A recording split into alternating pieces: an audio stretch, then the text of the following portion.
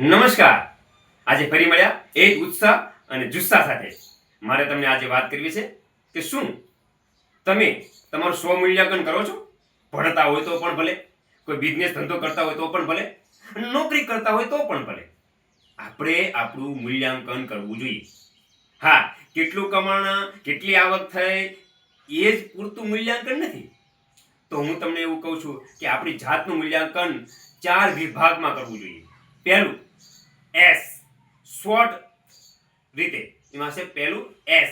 S એટલે આપણી strength કઈ છે.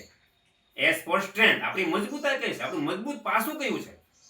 આપણા ઘણા મજબૂત પાસા હોય છે, તો આપણે આપણા મજબૂત પાસાને ઓળખી એના પર કામ કરવું જોઈએ, જેનાથી આપણામાં રહેલી જે કળા છે વિકસે, સ્કિલ ખીલે, આપણી આવડત વધુ ને વધુ સારી બને. બીજો મુદ્દો છે ડબલ્યુ. W means weakness.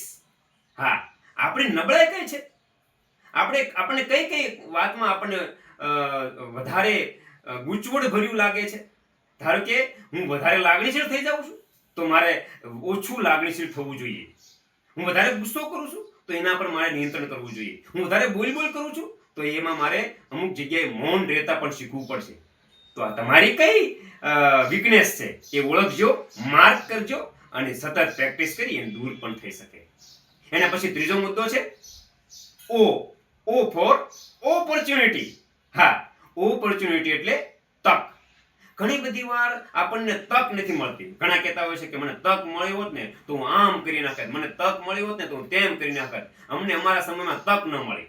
તો ખાસ યાદ રાખો, આ દુનિયામાં નથી કહેતા કે સિંહને જો શિકાર કરે ને એના માટે દોડવું પડે છે.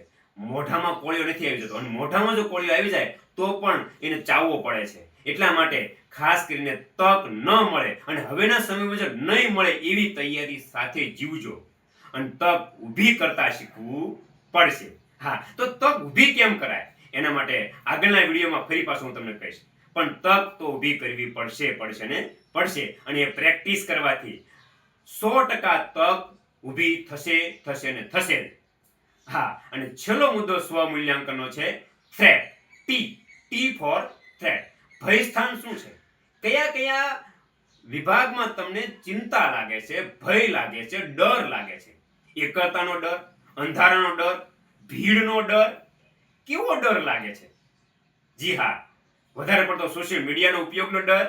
તો કયો ડર તમને વધુ ને વધુ સતાવે છે? એ ડર સામે વિજય મેળવવા માટે તમારે એનું સતત ને સતત અભ્યાસ અને પ્રેક્ટિસ કરવી પડશે. તો 100% તમારું થ્રેટ એટલે કે ભયસ્થાન પણ દૂર થશે. તો ખાસ આ 4 મુદ્દા એસ, ડબલ્યુ, ઓ અને ટી એટલે કે સ્વોટ મુજબ તમારું મૂલ્યાંકન થવું જોઈએ. જી હા, અને ખાસ તમે તમારું મૂલ્યાંકન ક્યારે કર્યું એ મને ચોક્કસ 100% કોમેન્ટમાં કહેજો. હું તો મારું મૂલ્યાંકન કરું છું.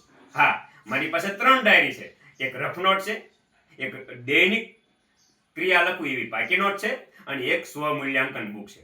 તો ખાસ દરેક વ્યક્તિએ પોતાનું સ્વોટ મૂલ્યાંકન કરવું જોઈએ, જેનાથી આવક તો વધશે જ પણ માનસિક શારીરિક રીતે પણ એ મજબૂત બનશે. જી હા, કોઈ પણ વ્યક્તિ તમને કાંઈ પણ કહે તમને ખોટું નહીં લાગે. હા, તમે હસીને કાઢી નાખશો. ખોટું લાગશે તો પણ થોડી વાર માટે લાગશે. તો ખાસ મારી વાતને સમજજો, વિચારજો અને અમલ કરવાની કોશિશ કરજો. મોટિવેશન ટ્રેનર એન્ડ કાઉન્સેલર વિપુલ જમોડ આપણી સાથે છે.